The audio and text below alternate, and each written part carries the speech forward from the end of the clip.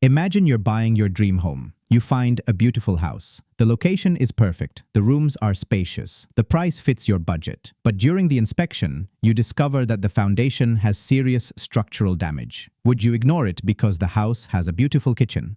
Probably not, because some problems are cosmetic while others affect the entire structure. Relationships work the same way. Some differences are simply preferences. Others are fundamental incompatibilities. Before you become emotionally invested, you need to know the difference. That's where non-negotiables come in. A non-negotiable is something so important to your future that if it doesn't align, the relationship is unlikely to succeed, no matter how much attraction or affection exists. The key word here is your. Your non-negotiables may not be someone else's, and that's perfectly okay. For one person, having children may be essential. For another, they may prefer not to have children at all. Neither choice is right or wrong. The problem arises when two people expect the other person to change after marriage. One of the biggest mistakes people make is believing they'll change once we're married. Sometimes people do change, but you should never make a lifelong decision based on the expectation that they will. Instead, make your decision based on who they consistently are today.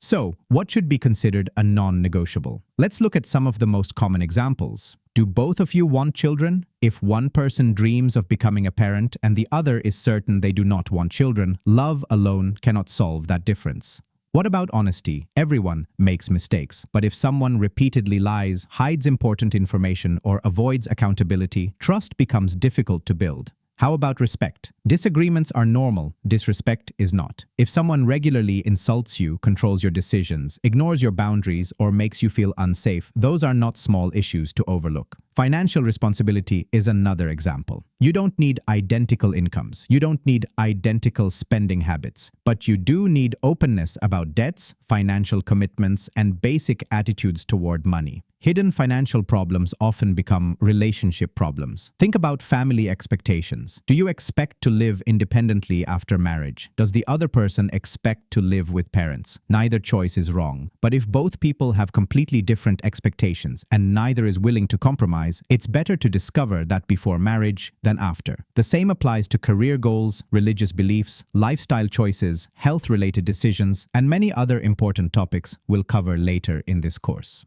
Now here's something equally important. Don't confuse preferences with deal breakers. A preference is something that would be nice to have. A non-negotiable is something you cannot realistically compromise on without creating long-term resentment. For example, preferring someone who enjoys traveling is different from needing someone who shares your commitment to financial responsibility. One is a lifestyle preference. The other affects everyday life.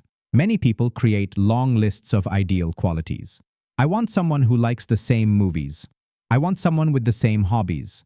I want someone who wakes up early. Those things can certainly make life enjoyable, but they rarely determine whether a marriage succeeds. Focus first on the foundations: character, respect, trust, life goals, communication, family expectations, financial responsibility, shared values. These are the issues that shape everyday married life. Here's a practical exercise. Take a sheet of paper and make 2 columns. In the first column, write non-negotiate. In the second, write preference. Be honest with yourself. If you're willing to compromise on something, it belongs in the preference column. If compromising would leave you unhappy or force you to give up an important life goal, it belongs in the non-negotiable column. Keep your list short. 3 to 7 genuine non-negotiables are usually enough. If your list has 30 or 40 items, you're probably describing an ideal person rather than identifying true deal breakers. Finally, remember this: having non-negotiables doesn't make you rigid or demanding. It makes you clear. Clear expectations help both people make informed decisions. The goal isn't to reject people quickly. The goal is to avoid investing years into a relationship where fundamental incompatibilities already exist. The earlier these conversations happen, the kinder they are for everyone involved. In the next lesson, we'll discuss how to have these important conversations naturally so they feel like genuine discussions instead of interviews or interrogations.